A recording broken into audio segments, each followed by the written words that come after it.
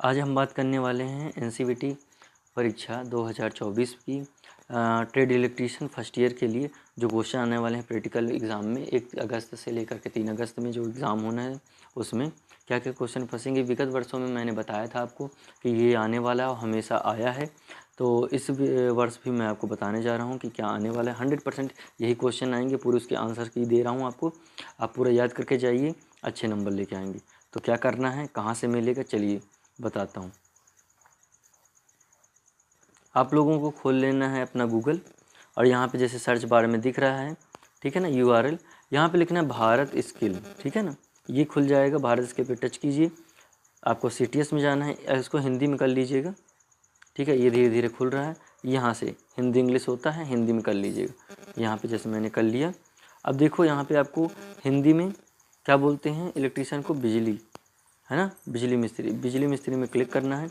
यहाँ से व्यवसाय अभ्यास आपका आ जाएगा, ये देखिए, अध्ययन सामग्री और व्यवसाय अभ्यास।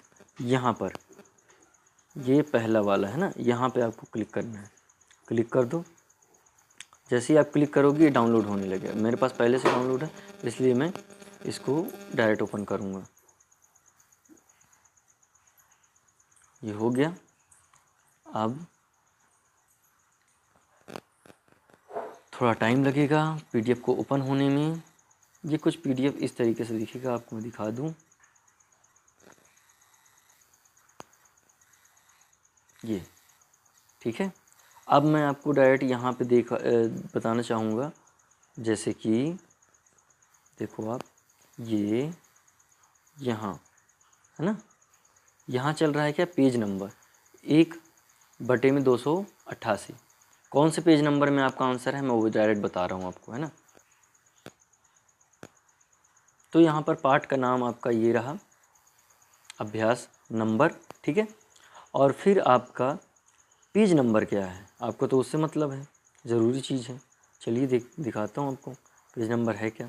ये देखो आ गया पेज नंबर, यहाँ पर फिर से अभी विजिबल होगा। ये 67 से अब कहाँ तक, 67 से आपका पहला जो क्वेश्चन आएगा वो किस प्रकार आएगा, सुनिए। 18 SWG तार का उपयोग करते हुए आपको जॉइंट बनाना है। 18 SWG एल्युमिनियम तार का, ये ऐसा कुछ क्वेश्चन आएगा, ठीक है। कौन सा जॉइंट बनाना है, अभी चाहे वो साधारण ट्विस्ट जॉइंट हो, मैरिड जॉइंट हो, टी जॉइंट हो, वेस्टर्न यूनियन जॉइंट हो, इनमें से कोई भी एक आ सकता है। 4 पेज हैं, सबको पढ़ लेना, ठीक है। अब इसे हटाते हैं और चलते हैं आगे। कहाँ तक, 67 था। चलो आपको मैं बताना चाहूँगा, 67 से आप कर लो 73, ओके। 73 रेड टेल जॉइंट, बस 73 पेज नंबर पे आ जाना और यहाँ पे कर लेना इस चीज़ को। ये रहा, ठीक है।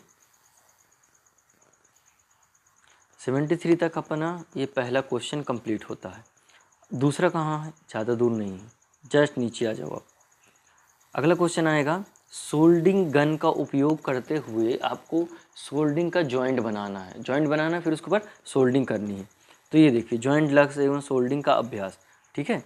जो ये है प्रैक्टिकल, ये वही वाला है, ठीक। ये आप कर लो।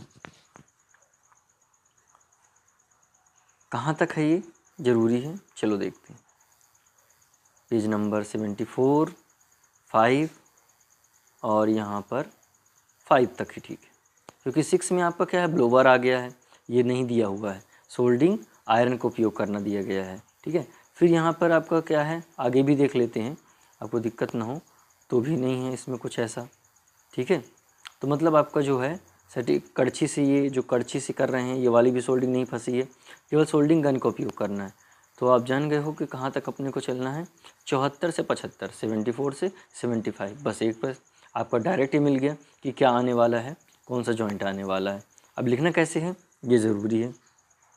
सबसे पहले ये देखो, उद्देश्य क्या करना है, उद्देश्य आपको उसमें लिख के आएगा पेपर में, उसी को उद्देश्य लिख के उतार देना है। जो कहते हो कि सोल्डिंग गन का उपयोग करते हुए क्या बनाना, अपने को सोल्डर जॉइंट बनाना, ऐसा कुछ भी जो भी लिख आपका प्रश्न आएगा उसी को लिख देना।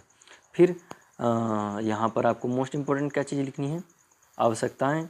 यहाँ पे आवश्यकताएँ, उपकरण और औजार, और यहीं पर सामग्री अगले में सामग्री यहाँ पर ऐसे पूरे ये सब तैयार कर देना है। ये सब को रट डालो और फिर प्रक्रिया कई टीओ लिखवाते हैं, कई नहीं, तो आपके टीओ ने बताया होगा लिखना है नहीं लिखना है। लिखना है तो 10 पॉइंट बनाकर के छोड़ दीजिएगा, कर दीजिएगा, अच्छा रहेगा।